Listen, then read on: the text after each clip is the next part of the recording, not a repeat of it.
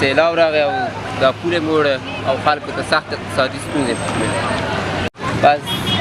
هم د لارې تګ راتګ بند شوی ده هوا هم اقتصادي ستونزې سره مخ دي خلک موږ دا غواړو د دولت څخه چې دا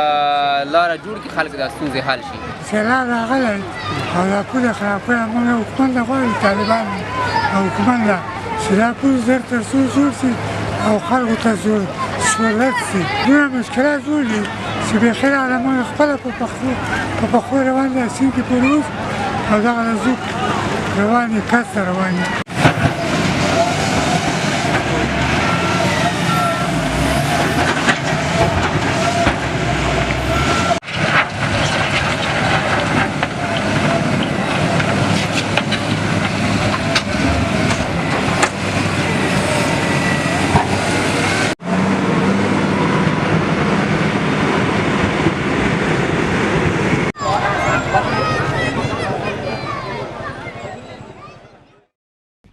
پژواک خبری اژانس د پیښو ریښتینې هنداره